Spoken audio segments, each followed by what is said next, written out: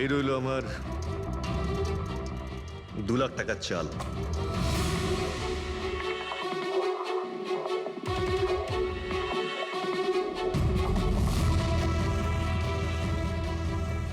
আমার 3 লাখ টাকার চাল।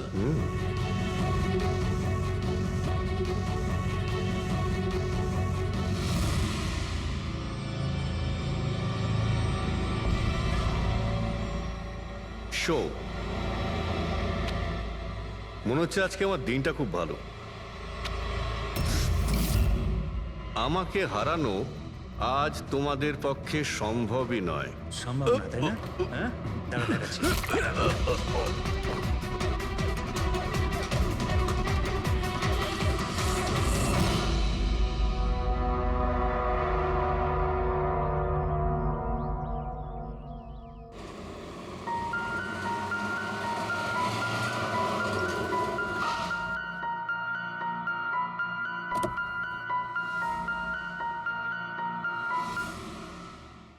চলো বাচ্চারা,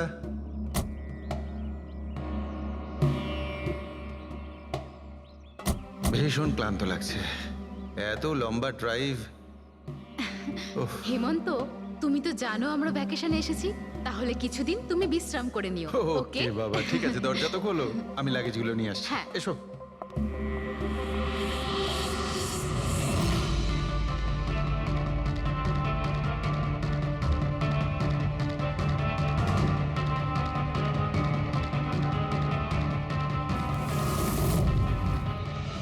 হেমন্ত, হেমন্ত তাড়াতাড়ি এদিকে এসো। এই এই দরজাটা। তুমি ওদের গাড়িতে বসাও, আমি দেখছি। হেমন্ত, সাবধানে প্লিজ। চলো চলো চলো।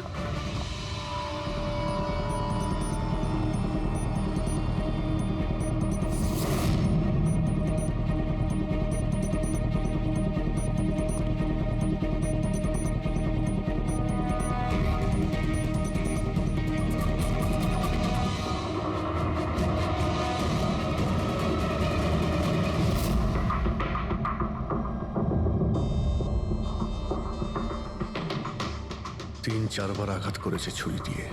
লাশ খুব একটা পুরনো নয়, মনে হচ্ছে কাল রাতে খুন হয়েছে এর। জুয়া খেলার সময় মারা গিয়েছে। এই 5টা গ্লাস পড়ে আছে এখানে, আর এই 5টা ভাগে তাস বাটা আছে। মনে হচ্ছে এছাড়া আরো 4 জন ছিল, ওদের মধ্যে কেউ একজন মেরেছে একে। বাইরে থেকেও কেউ আসতে পারে। পুরবী পঙ্কজ, একটু দেখো তো এই জালনা কিংবা দরজা ভাঙা নেই তো? মিস্টার হেমন্ত, এই লোকটা কে? না স্যার, আমি তো এনাকে আগে কখনো দেখিও নি। এই লোকটা আপনার ঘরে মরে পড়ে আছে, আর দেওয়ালের চারিদিকে ওর ছবি লাগানো আছে। এটা কি করে সম্ভব? একজন অচেনা লোক আপনার এই হলিডে হোমে এসে তাস খেলছে, মারা গেছে। How it possible?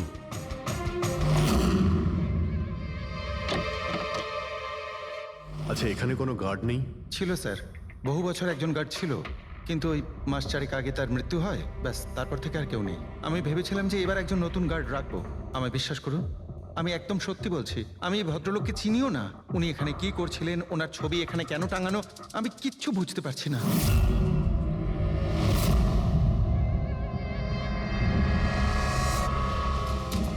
Pankaj,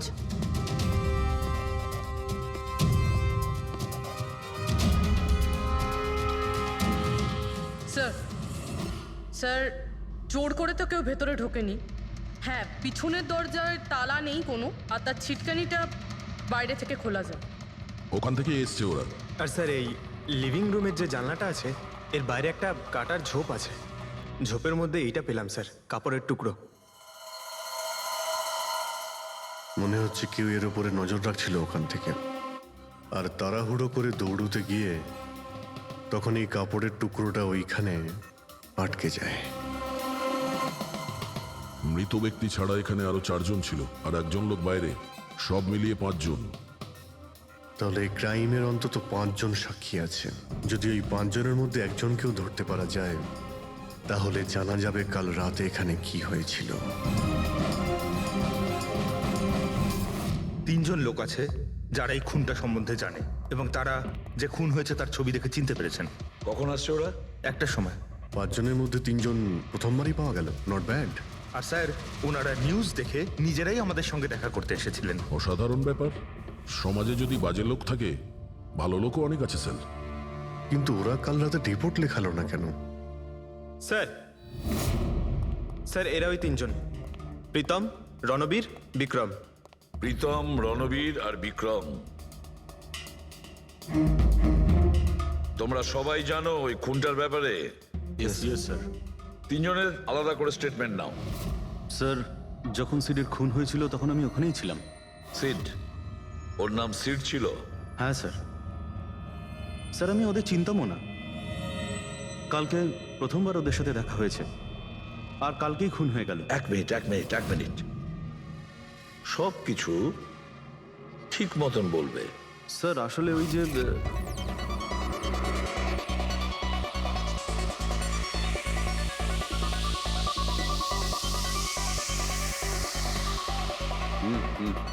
sure sir. কি হয়েছে স্যার? আপনি বোর হচ্ছেন? ক্লাবে ভালো লাগছে না আপনার? ক্লাব? তুমি এটাকে ক্লাব বলছো? মনে হচ্ছে ক্লাব তুমি দেখোইনি। স্যার, আপনি এখানে নতুন এসেছেন, এই শহরে প্রথমবার এসেছেন? হ্যাঁ, নিউ ইয়র্কে থাকি। একটা কাজের জন্য ইন্ডিয়াতে এসেছি। কাজ শেষ হয়ে গেছে আর শহরে বসে বোর হচ্ছি। আপনার বোর্ডন দূর করার একটা রাস্তা আছে আমার কাছে। রিয়েলি? কি? একটু এক্সপেন্সিভ। সেটা চিন্তা তোমায় করতে হবে না। কি রাস্তা আছে সেটা বলো। ভেবে দেখুন স্যার, লাখ টাকার ব্যাপার, আর রিস্কও আছে। জোকিং? রিস্ক নেওয়া আমার হবি, আর সেটা যদি হয় টাকার, সেটা আমার কাছে অনেক আছে। কাজটা বলো। সুপার দেন। তুমি কি ধরনের জোকিং এর কথা বলছো? এরকম কোনো ব্যাপার নেই স্যার, শুধু জুয়া খেলতে হবে। লাখ টাকা, জিতে গেলে মালামাল, আর হেরে গেলে কঙ্কাল। আর এমনিতেও আপনার টাকার তো কোনো চাপ নেই। তাহলে চলুন আমার সাথে, কাম। যাচ্ছ কোথায়? এক ভদ্রলোকের বাড়ি। ভদ্রলোকের বাড়ি? কে ভাই? ওই যে দেখতে পাচ্ছেন, ব্ল্যাক জ্যাকেট, হোয়াইট শার্ট। তাহলে ওই বারটেন্ডার তোমাকে ওর বাড়িতে নিয়ে গিয়েছিল, তারপর কি হয়েছিল? না স্যার, ও সিডের বাড়ি নিয়ে যায়নি। ও সিডের সঙ্গে পরিচয় করায়, তারপর আমরা সিডের বাংলোতে যাই।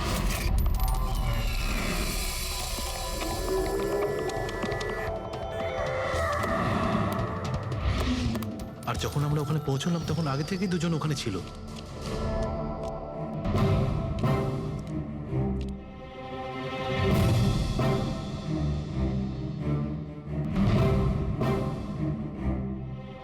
এই রইল আমার 2 লাখ টাকার চাল।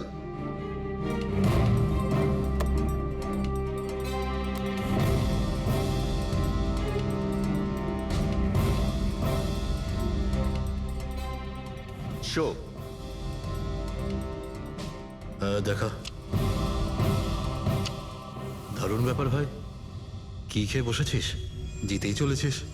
আমাদেরও বলে দে, আমরা একটু টাকা কামাই। ভাই, যদি খেলেই যেতে পারা যেত তাহলে তো কোনো কথাই ছিল না। এগুলো সব কপালের ব্যাপার, আর আজ আমার কপাল ভীষণ ভালো। সেটাই মনে হচ্ছে। তাহলে একটা ডিল হয়ে যাক। যাক। এটা কি করে হতে পারে? বললাম না আমার কপাল খুব ভালো। তোর লাক আজকে ভালো না অন্য কিছু? মানে এটাই যে তুই তাসের মধ্যে সেটিং করে রেখেছিস। এ নিশ্চয়ই তাসের মধ্যে কিছু গোলমাল করে রেখেছে। ভাই, এর বাড়ি হয়তো কোনো ক্যামেরাও লাগিয়ে রেখেছে, নাকি তাসে গন্ডগোল করে রেখেছে। ভেবে দেখার ব্যাপার। তোর মনে হচ্ছে আমি চিটিং করছি? অফকোর্স, নাহলে আমাদের মধ্যে কারোর হাতে ভালো তাস এলো না কেন? ওর এলো না, আমার এলো না কেন? তুই চিটিং করছিস? চিটার? এই, তুই আমাকে চিটার বলছিস? হ্যাঁ, তোকে চিটার বলছি। ও, হার মেনে নিতে পারছিস না তুই, তাই তো? খোকা, এটা বড়দের গেম, বাচ্চাদের নয়। যদি এখানে জিততে হয় না, তবে কার্ডে জিততে হয়। তাহলে বেরিয়ে যায় এখান থেকে। মুখ সামলে কথা বল। কি করছিস? কি করছিস কি ভাই? আরে ওকে তাড়া কেউ এখান থেকে। তার মানে হরিশ ওখান থেকে চুপ করে বেরিয়ে গেল। হ্যাঁ স্যার, প্রথমে আমারও মনে হচ্ছিল যে ও চলে গেছে, কিন্তু ও কিচেনে গেছিল। কিচেনে? হ্যাঁ স্যার, কিচেনে।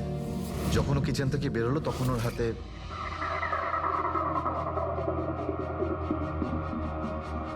তুই আবার এসিস এখানে? তোকে বলেছি না এখানে আসবি না? বেরো এখান থেকে। কি হলো কি এই তুই আবার হাত দিচ্ছিস গায়ে? আরে ভাই আরে কি করলি কি তুই? আরে মেরে দিল ওকে। এটা এটা কি করলে? মেরে দিলে? আমি অ্যাম্বুলেন্সকে কল করছি, তোরা এখানে থাক। আরে মরে গেছো? পুলিশকে ফোন কর, না হলে আমরা সবাই ফেসে যাবো। পুলিশকে ফোন করলে আমরা বেঁচে যাব? জুয়া খেলছিলাম আমরা, বেআইনি এই জুয়া খেলা। হ্যাঁ, জুয়া খেলেছি, কাউকে মারিনি তো দেখ, আমরা। বেশি চালাকি করিস না। পুলিশ যদি আসে না, আমি একা ফাঁসবো না, সবাই মিলে ফাঁসবো। সে একটা কাজ করতে পারি, তোরা এখান থেকে যা, আমি কাজটা খতম করে আসছি। তোমরা কত টাকা হেরেছিলে? স্যার 30 লাখ। আমার প্রায় 50 লাখ মতন। স্যার 35 লাখ। এক মিনিট রণবীর, তুমি বলেছিলে যে সিড ওই সময় সাদা শার্ট পরেছিল, ইয়ে স্যার, উনি সাদা শার্টই পরেছিল। আর বিক্রম, তুমি বলেছিলে যে ও হলুদ শার্ট পরেছিল। হ্যাঁ স্যার, ও হলুদ শার্টই পরেছিল। ও সাদা বা হলুদ রঙের শার্ট পরেছিল না, একটু ব্লুইশ কালার ছিল শার্টটার, আমার ভালো মনে আছে। কিভাবে সেটা হয়? আমরা যখন লাশটাকে পেয়েছিলাম তখন ও হোয়াইট কালারের শার্ট পরেছিল, আর রণবীরও তো এই একই কথা বলছে। এটা কিভাবে সম্ভব? একই সময়ে আলাদা আলাদা ড্রেসে কিভাবে খুন হয়? স্যার, যখন মার্ডার হলো তখন এটা কেউ ছিলই না ওখানে। ছিল না মানে? মানে এটাই যে আমার ভালো মতো মনে আছে, এটা 6 মাস আগের ঘটনা। এরা ছিল না ওখানে। না স্যার, এটা পুরো 1 বছর আগের কথা। কি সব বলছে স্যার এরা?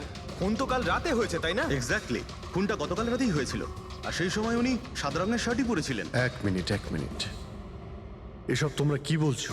কাল রাত, 6 মাস, 1 বছর আগে? হ্যাঁ স্যার। আই হোপ তোমরা একটা লোকের মার্ডারের কথা বলছো যা কাল রাতে হয়েছিল, তাই তো? আর তোমরা বলছো এই দুইজন ছিল না মার্ডারের সময়? স্যার, এরা দুজন ওখানে ছিল না। আমি যে মার্ডারের কথা বলছি সেটা 6 মাস আগে হয়েছে। স্যার, খুনটা কাল রাতেই হয়েছিল। আর সেই সময় যারা ছিল সেই দুজন অন্য কেউ ছিল, ওরা তখন ওখানে ছিল না।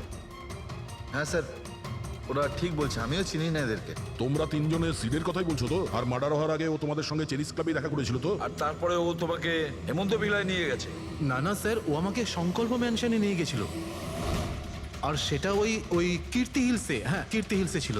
না স্যার, ও আমাকে ইয়াশ হাউসে নিয়ে গেছিল, যেটা কার্টিস রোডে রয়েছে। একটাই লোক তিনবার 3 জায়গায় 3 রকম আলাদা আলাদা জামা কাপড় পরে কি করে মরতে পারে? হ্যাঁ, সালুকে বলো। আচ্ছা, ঠিক আছে, ওকে। অজিত, সালুকে কোনো সূত্র খুঁজে পেয়েছে। তোমরা যাও, সালুকের সঙ্গে দেখা করো, আর ততক্ষণে আমি এদেরকে একটু জিজ্ঞাসাবাদ করি।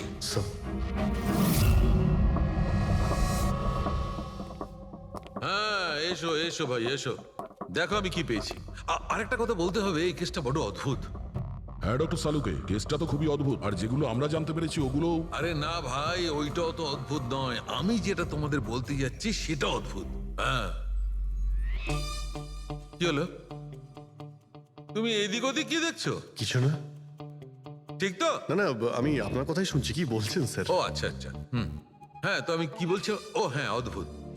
দেখো, আমি এর রক্তের সঙ্গে সঙ্গে রক্তের মতো আর একটা জিনিস পেয়েছি। রক্তের মতো? স্যার আপনার সন্দেহ একদম ঠিক ছিল, এটা ডাই ছিল। আরে সারিকা, তুমি এসে গেছো?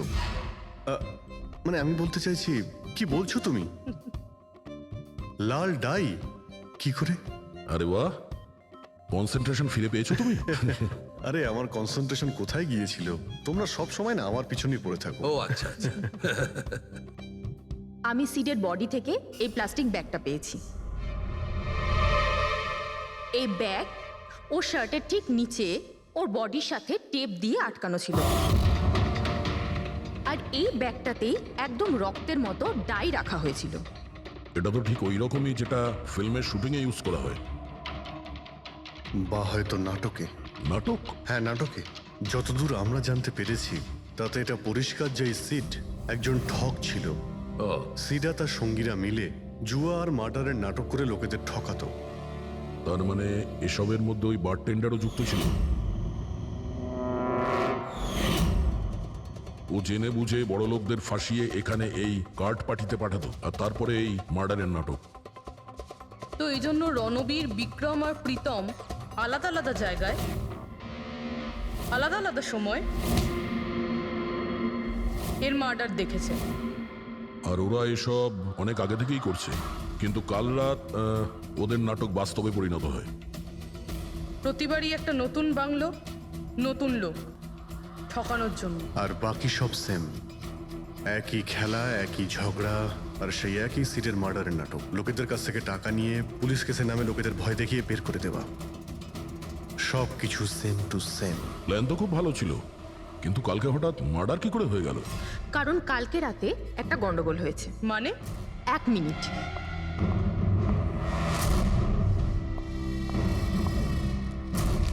স্যার, আর এই হচ্ছে ছুরি। এই ছুরিটাও সেই রকমই নকল যেমন এই রক্তটা। যদি এটাকে কারোর শরীরে মারা যায় তখন এটা শরীরের ভেতরে যায় না, এটা ছুরির ভেতরেই চলে যায়। এই দেখো। কিন্তু ডক্টর, এটা যদি নকল চাকু হয় তাহলে এই নকল চাকু দিয়ে সিড মারা গেল কি করে? কালকে রাতে একটা ভুল হয়েছিল। এখানে একটা পেঁচ আছে, এই দেখো। যদি এই পেঁচটাকে ঘুরিয়ে দেওয়া যায় তখন এই ফলাটা আটকে যায়, ভেতরে ঢুকতে পারে না। তারপর এই ছুরিটা দিয়ে কেউ যদি আঘাত করে শরীরের ভেতরে ঢুকে যায়। কেউ ইচ্ছে করে এই ছুরিটাকে এরকম বানিয়েছে যাতে সিড মরে যায়। এরকম তো সেই লোকটাই করতে পারে যে এই খেলার ব্যাপারে সব কিছু জানতো। এটা বোধহয় সে যে লিভিং রুমের ব্যালকনিতে ছিল, যার কাপড়ের টুকরো আমরা পেয়েছিলাম। আর দ্বিতীয়ত, আমাদের খুনির কাছে সে পৌঁছবে যে বাকি লোকেদের কার্ড পার্টি পর্যন্ত পৌঁছেছে। ওই bartender Dinesh. Excuse me? I am sorry sir, এখনো ক্লাব ওপেন হতে বেশ কিছুটা সময় বাকি আছে। Sorry sir. আমরা একটা কেসের ব্যাপারে এখানে এসেছি, আমরা সিআইডি থেকে। সিআইডি? হ্যাঁ বলুন স্যার, আমি কি করতে পারি আপনার জন্য? স্টাফেদের সঙ্গে কিছু কথা আছে। স্টাফেরা এখানে আছে? এখন সবাই তো এখানে নেই, কিছু লোক আছে যারা লকার রুমে ইউনিফর্ম চেঞ্জ করছে। আপনাদের একজন বারটেন্ডার দিনেশ, সে কোথায়? ম্যাম, কাল থেকে ও কাজে আসেনি, জানি না না বলে কোথায় গেছে। আচ্ছা স্যার, ব্যাপারটা কি? ও কিছু ঘটিয়েছে নাকি? করেছে কি করেনি সেটা পরে আপনি জানতে পারবেন। আপাতত আপনি ওর অ্যাড্রেস দিন আমাদের। স্যার, ও এখানে যে অ্যাড্রেস দিয়েছিল সেটা ভুল অ্যাড্রেস। অ্যাকচুয়ালি ও যখন উধাও হয়ে গিয়েছিল এখানে অ্যাড্রেস বুক থেকে ওর সব ডিটেলস বার করেছিলাম আমি, কিন্তু তারপর দেখলাম যে অ্যাড্রেসটা ভুল। আপনি চাইলে আমি আপনাকে অ্যাড্রেসটা দিতে পারি, কিন্তু আমার মনে হয় না আপনি ওকে ওখানে খুঁজে পাবেন। আপনি যখন কাউকে কাজে রাখেন তখন তাদের ডিটেলস নিয়ে রাখেন না? আপনি কি জানেন আপনার এই বারকে সামনে রেখে ও লোককে ঠকাতো? হোয়াট? আর আমরা এখন ওকে একটা খুনের ব্যাপারে খুঁজছি। Murder? I am sorry ma'am, আমি সত্যি জানতাম না। সেই জন্যই আগে থেকে ভালো করে খোঁজ নিতে হয়। রুলসগুলো আপনার ভালো করে ফলো করা উচিত ছিল। আগে থেকে এগুলো করলে আজকে এরকম প্রবলেম হতো না। I am sorry sir.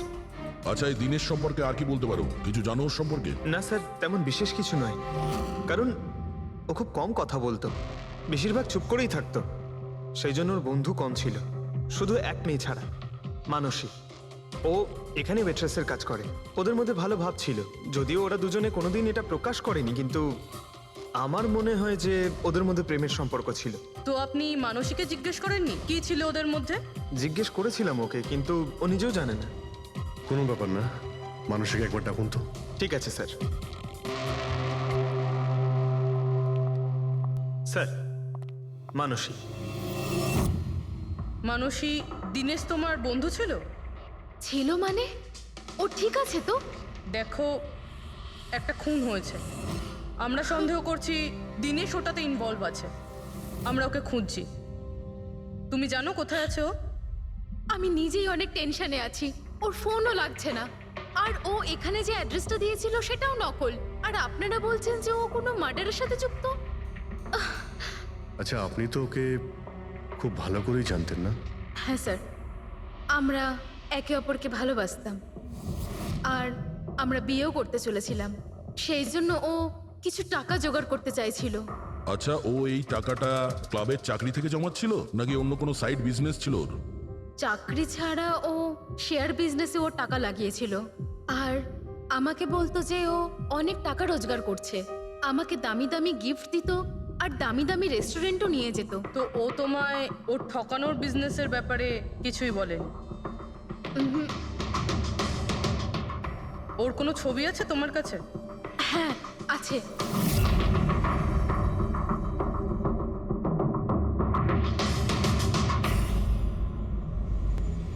Sir এই দিনেশ তো নিরুদ্দেশ, কিন্তু ওর ছবি আমরা পেয়েছি। এটাকে আমরা সার্কুলেট করে দিচ্ছি।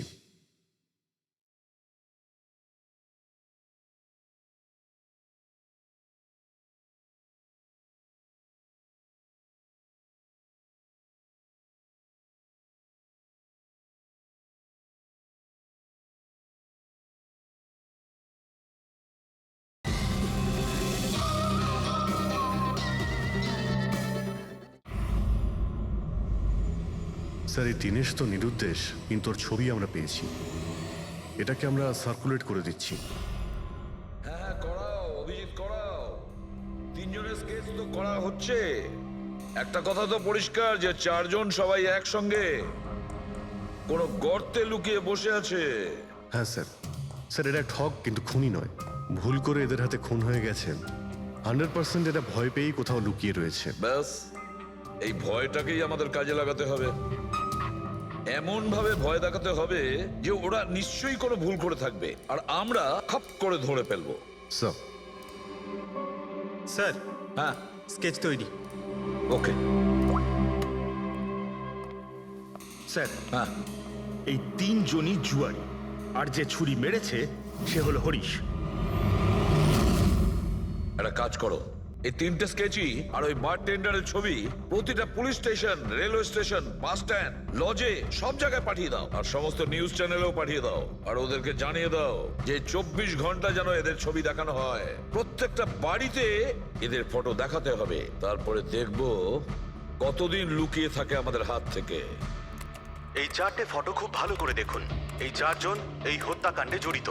এদের ব্যাপারে কোনো রকম সূত্র বা কোনো রকম খবর পেলে সিআইডি কে এই নাম্বারে খুব তাড়াতাড়ি যোগাযোগ করবেন। এরা খুবই ভয়ানক। এরা সবাই ইন্ডাস্ট্রিয়ালিস্ট হেমন্ত কুমারের ফার্ম হাউসে নিজেরই এক বন্ধুকে খুন করে পালিয়ে গেছে। পুলিশরা অনেকক্ষণ ইনভেস্টিগেশন করার পরেও সেখান থেকে কোনো কিছুই খুঁজে পাওয়া যায়নি। সিআইডি এদের সবাইকে খুঁজছে। এই হলো এদের ফটো।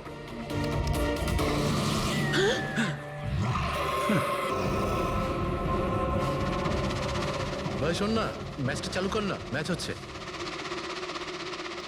এরা সবাই ইন্ডাস্ট্রিয়ালিস্ট হেমন্ত কুমারের ফার্ম হাউসে নিজেরই এক বন্ধুকে খুন করে পালিয়ে গেছে। সিআইডি এদের সবাইকে খুঁজছে। এই হলো এদের ফটো। দেখলি তুই, এরা তো সবকিছু জেনে ফেলেছে। ভাই ছবি টবি সব দেখাচ্ছে, সমস্ত ডিটেলস দেখাচ্ছে। বাজেভাবে ফেসে যাবো ভাই এসবে। হাসবো তো বটেই। আমি তোদের আগেই বলেছিলাম যে চল পালিয়ে যাই, কিন্তু তোরা তো শুনলেই না। এবার এবার পুলিশ আসবে, সব জায়গায় খোঁজ করবে, আর তখন আরে এখনো এখনো এখনো অনেক সময় আছে। চল পালাই, এই ব্যাগ তোলা, সবাই মিলে পালাই, চল।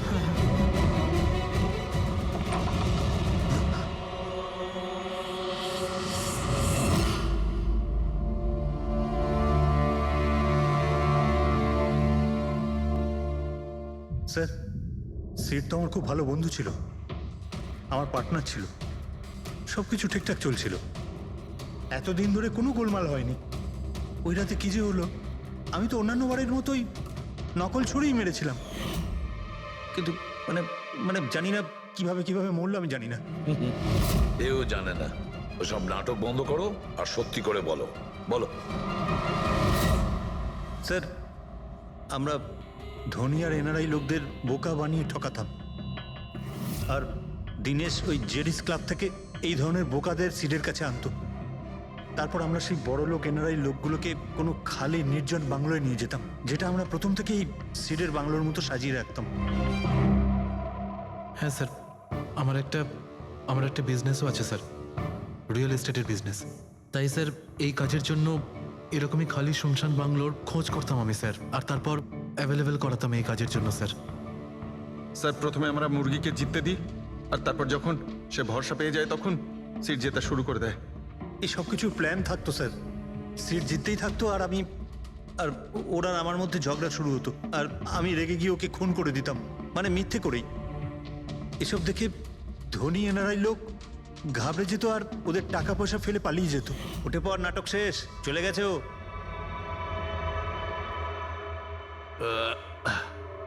ঠিক গেছে তো রে? হ্যাঁ গেছে। উফ, আরে লেগে যাবে পাগল। তারপর আমরা ওই টাকাগুলো নিজেদের মধ্যে ভাগ করে নিতাম। ওই রাতেও সব এরকমই হয়েছিল। আমি ওকে ছুরি মেরেছিলাম আর তারপর পুলিশকে ফোন করা যাক আর সবকিছু ডিটেলে বলে আমি দেবো। পুলিশের চক্করে করতে চাই না। আমার পাসপোর্ট, ইউএসএ সিটিজেনশিপ সবকিছু চলে যাবে। না না না না না, আমি যাচ্ছি। আরে ঘুমিয়ে পড়লি নাকি সিট? আরে ওঠ ভাই, অনেক হয়েছে, আর ওভার অ্যাক্টিং করতে হবে না। সিট সেট সেট। আরে এই তো সত্যি মরে গেছে। আরে ছুরিটা সত্যি সত্যি লেগে গেল নাকি ওর? আরে কি বাজে কথা বলছিস কি তুই? আরে সিট ওঠ না। সিট ওঠ না। আরে ছুরিটা কি করে? তুই ছুরিটা ইউজ করার আগে চেক করিসনি নাকি? আরে প্রথমবার করছি নাকি? শুটিংয়ের ছুরি এটা, একটাই তো ছুরি আছে না। কিন্তু এই খুন কি করে হতে পারে? আমাদের পুলিশকে জানাতে হবে। পুলিশকে যদি জানাই তো আমরা সবাই ফেসে যাব। তাহলে কি করব?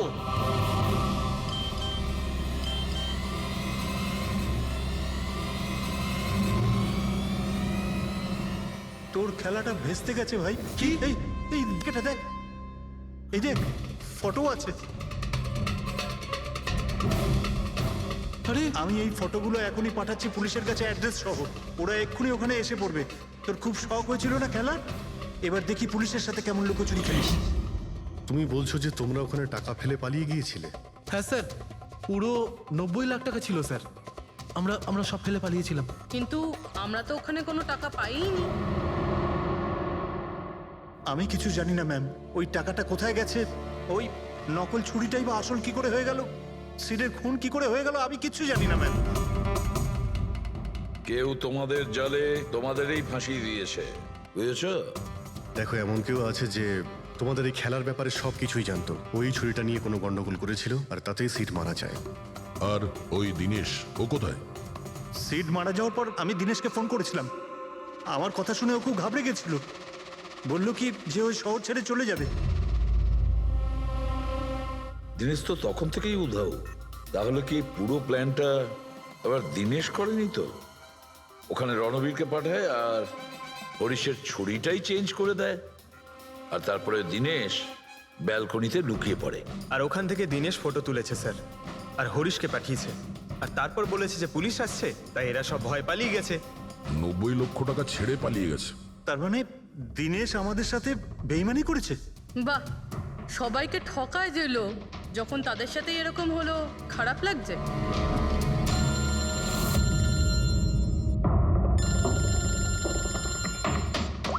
হ্যাঁ বলো সালুকে। ফ্যান্টাস্টিক, ঠিক আছে। সালুকে বললো যে প্রমাণ পাওয়া গেছে, যে জিনিস দুটো আমরা দিনেশের কথায় আমরা পাঠিয়েছি। ওর ইউনিফর্ম আর জিম ব্যাগ। হ্যাঁ দা, যে কাপড়ের টুকরো আমরা ব্যালকনি থেকে পাই, ওই টুকরোর সঙ্গে এই দিনেশের ইউনিফর্মের কাপড় ম্যাচ করছে। স্যার, তার মানে খুনি দিনেশ?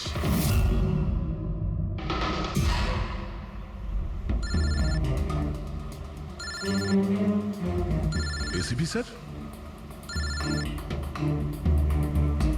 হ্যালো। কি জিটি রোড? ঠিক আছে স্যার, ওকে ওকে। জিটি রোডে যেতে হবে। দিনেশকে জিটি রোডের বাজারে দেখা গেছে।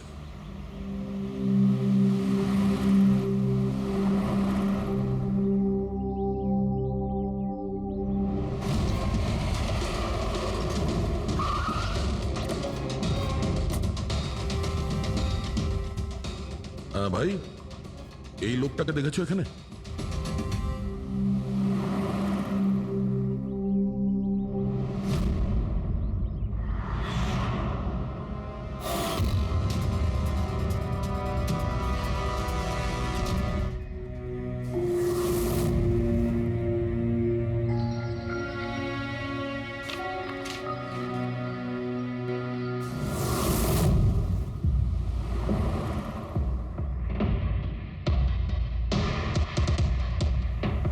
আচ্ছা এই যে দাদা, একে দেখেছেন? হ্যাঁ দেখেছি তো।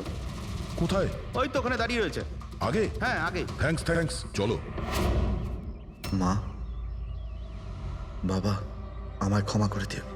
আমি তোমাকে অনেক কষ্ট দিয়েছি, তোমাদের মান সম্মান ডুবিয়ে দিয়েছি। কিন্তু একটা সত্যি কথা, আমি খুনি নই। আমি কাউকে খুন করিনি। আমি শুধু একটু টাকা ইনকাম করতে চেয়েছিলাম, কিন্তু আমি জানতাম আজ নয়তো কাল পুলিশ আমাকে ধরেই নেবে। এটা হওয়ারই ছিল।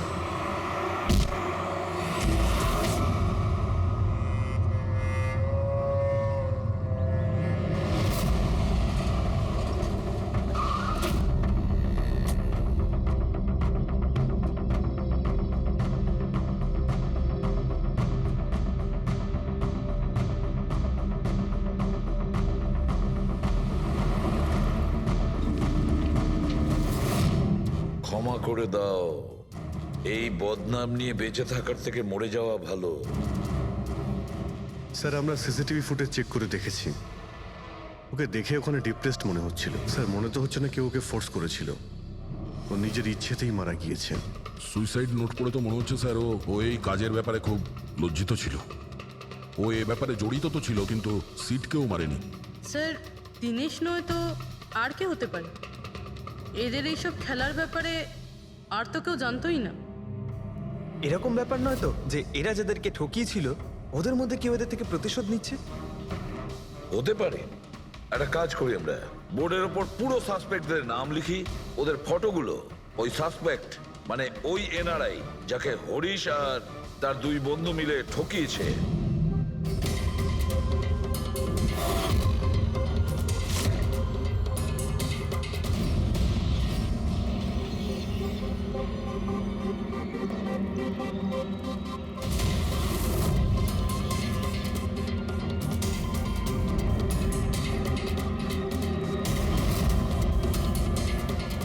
স্যার এই হলো সেই সমস্ত লোকগুলো যারা এই কেসের সঙ্গে জড়িত।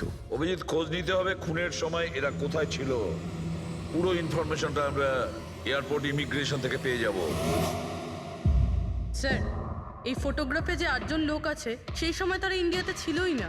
ইনফ্যাক্ট বেশিরভাগ লোকই এই ঘটনার পরে ইন্ডিয়াতে ফেরেইনি। শুধু এই 4 জন ছাড়া এই 3 জন সাক্ষী, বিক্রম, রণবীর, প্রীতম আর মিস্টার রানা। স্যার এক্ষুনি আমি মিস্টার রানার বাড়িতে ফোন করেছিলাম, ওনার ওয়াইফ ধরেছিলেন, বললেন যে 3 বছর আগে উনি মারা গেছেন, আর 3 বছর আগে এরা ওনাকে ঠকিয়েছিল। উনি এই গিল্ট ফিলেই ভুগতেন যে ওনার সামনে কেউ খুন হয়ে গেছিল আর উনি কিচ্ছু করতে পারেননি, যার জন্য উনি নেশার কবলে পড়েন। আর তাহলে বাকি থাকলো 3 জন সাসপেক্ট, প্রীতম, রণবীর আর বিক্রম। প্রীতম আর বিক্রম এরা তো দেশের মধ্যেই ছিল, কিন্তু এই শহরে ছিল না। এবার এই রণবীরই শুধু বাকি থাকলো। রণবীর তো নিজেই ওখানে ছিল, ওই ফটোতেও ছবি আছে। হ্যাঁ স্যার, ও একই সাথে ব্যালকনি আর হল তাতে থাকতে পারে না, এটা অন্য কেউই হবে। তাহলে কে হতে পারে এই খুনি? পঙ্কজ, মিস্টার রানা 3 বছর আগে মারা গেছেন, ওনার পুরো ডিটেলসটা আমার চাই। Sir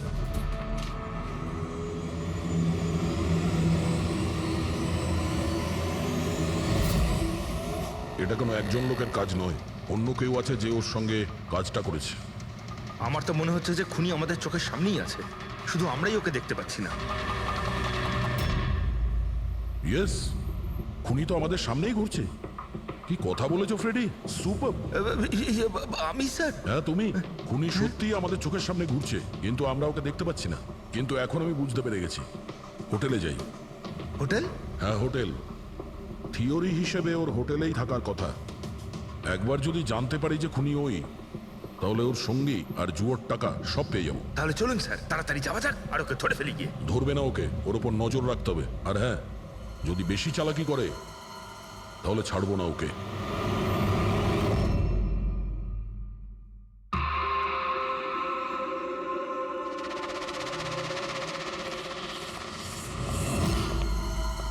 excuse me. হ্যাঁ স্যার। আমি আপনার ফোন থেকে একটা ফোন করতে চাই। করুন স্যার। ওয়েল, আমার একটু প্রাইভেট কথা ছিল আর কি। এছাড়া কি আপনার কাছে অন্য কোনো ফোন আছে? স্যার ওইটাই চলে যান, ওটা থেকে কথা বলে নিন। Thank you. Thank you.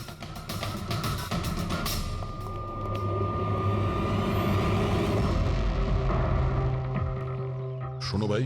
হ্যাঁ স্যার। আমরা সিআইডি থেকে আসছি, আমরা এই লোকটাকে ফলো করছি। এই লোকটা যে কথা বলছে ওটা আমাদের শুনতে হবে যে কি কথা বলছে। স্যার ওই ফোনটা এই ফোনটার সাথে কানেক্টেড। আমার মনে হচ্ছে সিআইডি কিছুই জানতে পারেনি। প্ল্যানটা সাকসেসফুল।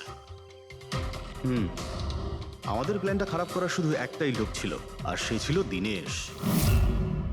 আরও সেটার উপযুক্ত শাস্তি পেয়ে গেছে। So there is nothing to worry about. You don't worry, আমি যদি কিছু জানতে পারি তোমাকে জানাবো। I love you two.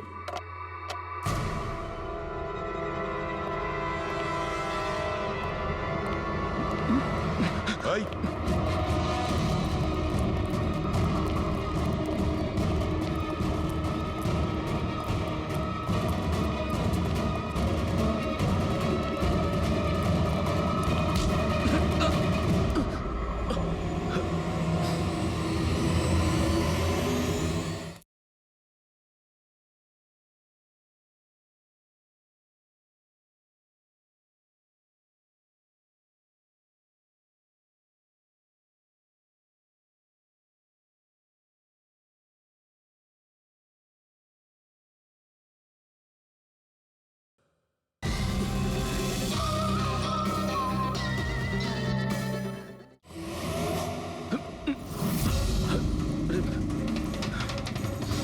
আমি আপনাদেরকে কিচ্ছু বলতে পারবো না, আমি এই ব্যাপারে কিচ্ছু জানি না। তুই কিছু বলিস আর না বলিস, তুই ফোনে যা কথা বলছিলি না ওটা আমরা সবাই শুনে নিয়েছি, বুঝলি? শুধু এটা বল, টাকা কোথায়? হ্যাঁ, দেখো, মুখ বন্ধ করে কেন নিজের জীবনের সর্বনাশ ডেকে আনছো? তোমার মঙ্গল এতেই, চুপচাপ যা জানো সব বলে দাও। টাকাটা ওর কাছে রয়েছে।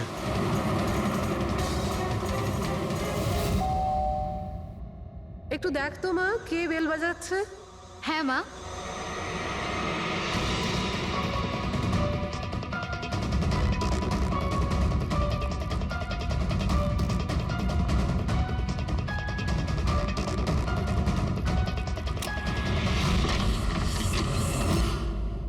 হাই, চিনতে পেরেছো?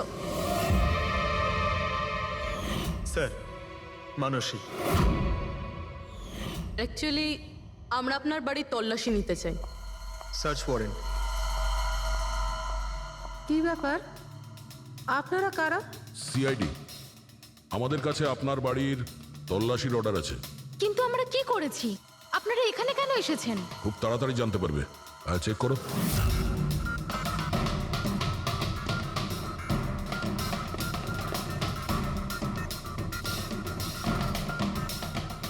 দয়া স্যার,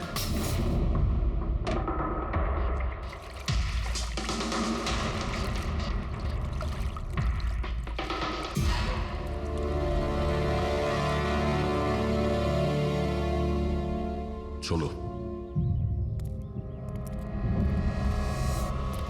এই নোটগুলোতে রক্ত লেগে রয়েছে। ডিএনএ টেস্ট করলেই জানতে পেরে যাব যে এই রক্তটা সিডের, তাই না? এবার বলো, কিছু জিজ্ঞেস করবে? এখন এ জিজ্ঞাসা করবে না, আমরা জিজ্ঞাসা করব বিউরোতে। কিন্তু আপনারা আমাকে কেন সন্দেহ করলেন? শেষবার আমাদের মনে হয়েছিল যে দিনেশ খুনি, কিন্তু ও সুইসাইড করে প্রমাণ করে দিয়েছে যে ও খুনি নয়। মানুষ, এটা কি চেনো? এটা তোমার ইউনিফর্মের কাপড়ের টুকরো। এটার কারণে আমরা তোমাকে সন্দেহ করছি, বুঝেছো? আর তারপর আমরা এইটা খোঁজ লাগালাম যে তুমি এরকম কাজ করলে কেন। আপনি জানতেন যে আমি এসব কেন করেছি? মিস্টার রানা, আপনার বাবা ছিল, রাইট? হ্যাঁ, উনি আমার বাবা ছিলেন, আর ওনার প্রাণ সিট আর ওনার সঙ্গীতের জন্য গেছে। উনি ওই ঘটনাটা কিছুতেই ভুলতে পারেননি, আর উনি একজন ডায়াবেটিসের রোগী ছিলেন। তারপরে উনি প্রচুর ড্রিঙ্ক করতে শুরু করে দিয়েছিলেন। উনি কি জানতেন এগুলো যা হচ্ছে সেগুলো সবই নাটক? না, উনি কিছুই জানতেন না। যদি এটা জানতেন তাহলে নিজের প্রাণ নিতেন না। উনি তো এই সব কিছুকে সত্যি মনে করতেন। ইউএসএতে ছিলাম আমি, যখন মা আমাকে কল করলো। বাবার অবস্থা খুব খারাপ ছিল। যখন আমি ইন্ডিয়া আসলাম তখন উনি আমাকে বললেন যে আমাকে ওনার কোনো অসম্পূর্ণ কাজ পূর্ণ করতে হবে আর ওনার অপরাধীদের শাস্তি দিতে হবে। তারপরে আমিও বাবাকে প্রমিস করেছিলাম যে আমি ওনার অসম্পূর্ণ কাজ শেষ করব। তারপরে উনি আমাদের সবাইকে ছেড়ে চলে গেলেন। তারপরে তুমি কি করলে? তারপরে আমি খোঁজ করা শুরু করি, কিন্তু ওই সময় এরকম কোনো কেস রেজিস্টারই হয়নি। কিন্তু পরে আমার মনে পড়েছিল বাবা বলেছিল যে এই জেডিস ক্লাবে দিনেশ ওনাকে সিডের সাথে দেখা করিয়েছিল। তো এইভাবে তোমার সঙ্গে দিনেশের দেখা হয়? হ্যাঁ, তারপরে আমি ওখানে ওয়েটারে চাকরি করা শুরু করি। দিনেশকে নিজের বন্ধু বানাই আর ধীরে ধীরে ওর কাছে আসতে থাকি। তারপরে পুরো বিষয়টাই আমি বুঝতে পেরেছিলাম যে কিভাবে ওরা আমার বাবাকে বোকা বানিয়ে আমার বাবার থেকে টাকা নিয়েছিল। কিন্তু আইনের কাছে সাহায্য চাওয়ার বদলে তুমি আইন নিজেই হাতে নিয়ে নিলে। বেইমানির বদলে বেইমানি। দিনেশের সঙ্গে তুমি ভালোবাসার নাটক করেছিলে। হ্যাঁ, আমি নাটক করেছি। ওদেরকে উপযুক্ত শাস্তি দেওয়ার জন্য আমি এটা করেছিলাম। আর এতে তোমার সাহায্য করেছে তোমার প্রেমিক, তোমার আসল বয়ফ্রেন্ড।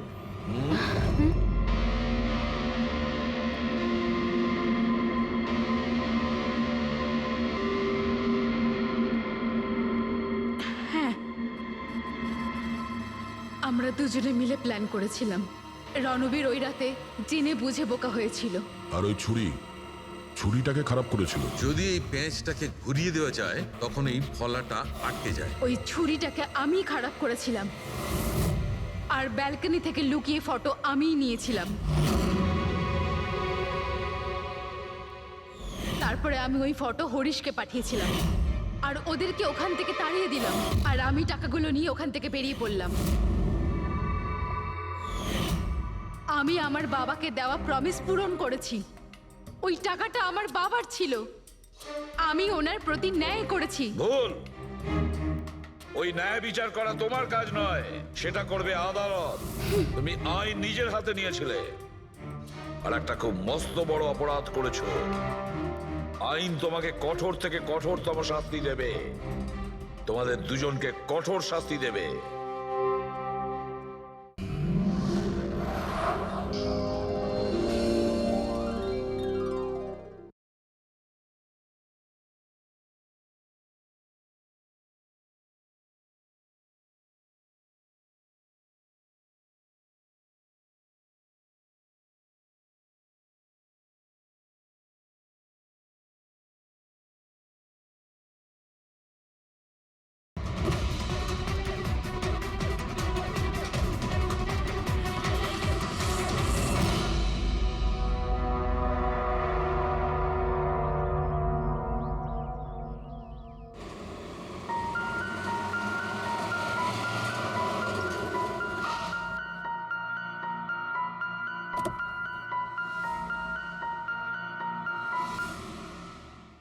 চলো বাচ্চারা।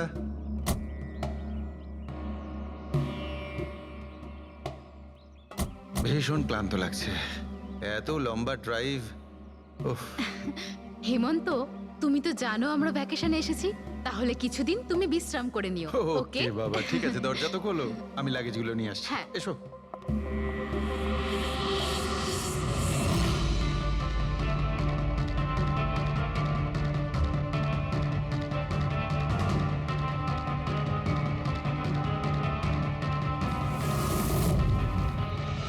হেমন্ত, হেমন্ত তাড়াতাড়ি এদিকে এসো। এই এই দরজাটা। তুমি ওদের গাড়িতে বসাও, আমি দেখছি। হেমন্ত সাবধানে প্লিজ। চলো চলো চলো।